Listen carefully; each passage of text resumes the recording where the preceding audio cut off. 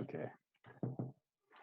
Hi there. My name is John Hall, and I'm talking with Kari from UGM. And I am really excited to talk to her because UGM is right on the front line of some really big issues here in Vancouver as we are contending with COVID-19 and just trying to think through how to respond as a Christian community. So, Kari, maybe introduce yourself and say a bit about your job and what you do at UGM. Yeah, so my name is Kari. I'm the manager of church relations, which is a department that works to partner with churches and groups, teaching them about issues of poverty, homelessness, and addiction, and how we can be better supportive communities. Um, it's as you might expect, a little bit more challenging these days, and at the same time, also very there's a great opportunity here because we just are doing things different than what we did a month ago. Right. Yeah, so at UGM, we're experiencing higher numbers of people coming and seeking food. We've increased our meal program, which was already significant. We were serving about 600 to 700 meals a day, and we've increased that to about 60% clear across the board. Which includes offering more meals on weekends, because there used to be a lot of volunteer groups that would come down and offer meals, which is just not only is it not a safe practice right now, it also just might not be manageable for people because of what's going on for them personally. Yeah, we're seeing lots of changes in the neighborhood and great needed support. Has COVID-19 been evident in the downtown east side at this time? It's evident in the Like, have people caught the virus? Yeah. So I think that there's a nervousness. There's a lot of unknowns. There's also just a lot of there, as much as this neighborhood can feel chaotic at times, for the outside world, for people who are here all the time, there's a rhythm to the neighborhood. Right. And so people were used to going to a meal, sitting inside for an hour and a half, talking with their friends, getting connected with outreach, and getting services that they desperately need. And now, because we can't serve meals inside because of social distancing, and just keeping things as sanitary as possible, you went from having an hour and a half to eat to really it being down to like 15 to 20 minutes where you get your meal to go. And so what we're seeing is a lot more people on the street, because they're no longer inside, at various, not just us, but other service providers. And with more people comes, it can get more stressful. You're not getting the same sort of social intake. It might not feel as supported. And so you can feel like the tension, or the stress that I think all of us actually feel right now. I don't think that's special just to this neighborhood. It's something that we're all experiencing: grief and stress and overwhelming, and then normal, and then numbness all at the same time. Right. So, Yeah. but yeah, you feel that a lot. So you were telling me that your job has changed a little bit in the last few weeks. You want to describe that? Yeah, so as you've probably heard through the media, acquiring personal protective equipment is very, very difficult. So that's like masks, gloves, hand sanitizer, goggles, that sort of thing. And so we've put in orders, but there's just nothing around. So we've relied on the gracious donations of donors, of people who've never connected with us before. We've also had an internal group of us that happen to be seamstresses, that have made fabric masks. Oh, wow. So it got jokingly said in an email, and then we've just owned it as we were called the Mask Force. So for before we had any disposable masks, which are safer generally, we were using fabric masks because they were better than nothing. So over the course of I think 3 or 4 days, we were able to produce about 400 masks. Wow. which was great. And now but now we've slowly started to get the disposable masks in. People have been contacting us from labs and from just different small companies that we wouldn't have thought to like ask for, but they've been reaching out. So we're kind of I've been organizing all of these sort of things and making sure every department gets what they need and gets the training that they need. Mm-hmm. 3 weeks ago, if you asked me what sort of training you needed to put on a mask, I would have laughed at you.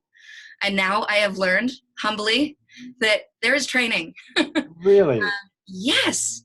And any healthcare professional would be like, yeah, obviously we spent like classes doing this. And I'm like, yeah, that makes sense. But especially because this is a disease that is spread through saliva. Yeah. It's really easy for things to get contaminated right now. And so you have to be very, very careful when you're putting on and taking off and how many times you're washing your hands. And if your hands aren't sore right now, you're not washing them enough. That's my PSA for you today. Why, thank you. That's very insightful. Um, so, so life has changed at UGM significantly. Are spirits generally high, or are people doing okay? Is the community pulling together? I think it's one of those things that it comes in ebbs and flows, where there's this beautiful reaction from volunteers and community members and people who live here, from donors who are just like, we need to abandon this together. And that's been so lovely. And then it also comes with, again, this just like this stress and this invisible pressure right now. So I think it is sitting in the tension of both this beautiful moment where people are caring so deeply for each other, Mm-hmm. and trying to be more attentive, but also the reality that it also comes with just that deep stress and grieving, and that things are not the way that they used to be, and we don't know when they're going to get better. Right. And just the reality of some of the very logistical things like food security. We have over 7,000 SROs, so single room occupancy. They're like the size of a hotel room. They are technically hotel rooms in the neighborhood. 1/3 of them are owned by agencies like UGM or Portland Hotel Society and that sort of thing. The rest of them are privately owned. That means that often those ones, they're sharing bathrooms. They don't have kitchenettes like the agency owned ones do. So food security is a huge thing right now. And so just making sure that people have food in their bellies is a big thing, and being able to do it safely and not feel stressed because there's lots of people that have diabetes, that have heart conditions, that are in that dangerous age bracket, that if they get it, it could be very detrimental. Mm-hmm. We've been very fortunate that we haven't had any outbreaks in the neighborhood. And that has been a blessing. And also you're just like, I don't know how this is happening, but Wow. it appears to be by the grace of God. Because if it does come here, it's going to be really, really bad. Yeah. And we're going to lose a lot of our friends. Hmm. Well, we'll keep praying for that for sure. And it's good to hear how, at least at this time, we can help out and provide support to UGM. You've been involved with UGM for quite a while, and your journey into mission, that's what I want to kind of end up with today is to understand why you participate in mission. What is it that really grabbed you and tipped you over the edge? Mm-hmm. How did you get here? Accident. I think it was there was a lot of moving parts. Working specifically in an organization that works in recovery, I grew up in a household that there's many people that I grew up around that experienced addiction, and when you're little, you don't understand what addiction is, or that's what's happening around you.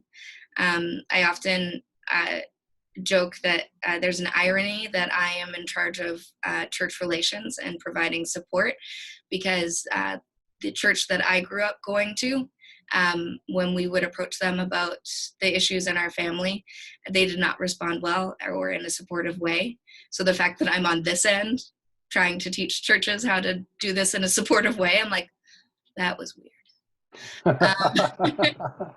But part of my connection to UGM is longer than my employment here. I used to volunteer back when UGM was a much smaller organization, and one of the current managers who's still around, she kind of just declared one day that she was going to hire me to be an intern one summer, and I was like, "What? Sorry." And she hired me on, and I did the summer, and it was life-changing in how I saw mission, and how I saw being intentional in community, and how to welcome people into a community while also being mindful of the communities that they're coming into. Mm.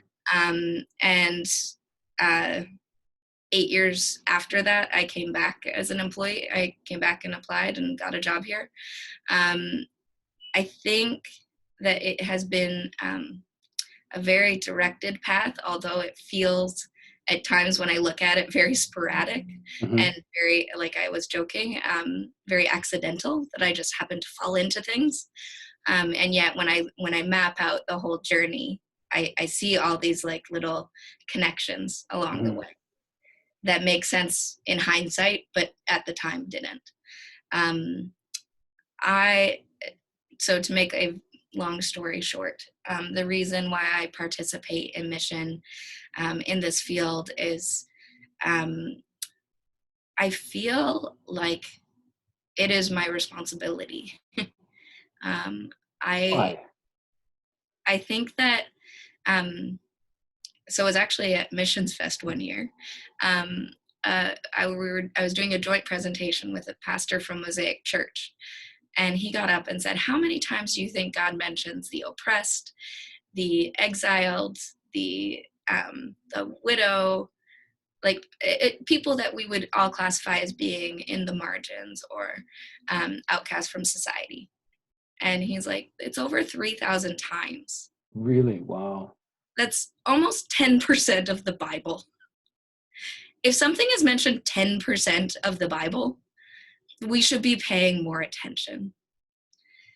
And so it really just kind of fueled a fire within me to be like it, to realize that like this work is important, not just because it's a human rights issue, because it is important that people don't die of starvation, that people don't die of overdose or anything like that, but it's also a very specific thing that God has continuously called us to. I feel very fortunate in that I get to be an active part of this community. I'm not just somebody that parachutes in and spews my knowledge and then leaves and goes home. I'm like, people here are my friends. Mm-hmm. And one thing that I like continuously try to share is that this is not a one-sided relationship. It's a reciprocal relationship. There is not one person that is in this neighborhood that doesn't have something that I can learn from, something that they need to share with me. And I think the challenge within poverty alleviation work is that so often it's one-sided, and it's and we miss the gift of relationship, of self-development, when we don't view it as reciprocal. Mm. We don't give people the opportunity to participate. When we let our own agendas get in the way of things that we can't see as they're unfolding, but maybe in hindsight, we get to look back and see those things map together. Some of my dearest friends are former addicts and people that I'm like, to look at us, it doesn't make much sense, but they're my best friends, and they come to my house for Christmas. And yeah, like I I'm a different person because they're in my life. So yeah, why I do mission, because it's a reciprocal thing that we all need to be a part of in one way or another. Cool. And it can be local, it can be in our church, it can just be the people next door. But yeah, that's my words. Wonderful. Thanks so much, Kari. That was really good to hear, and a great reminder for us in terms of our posture in mission.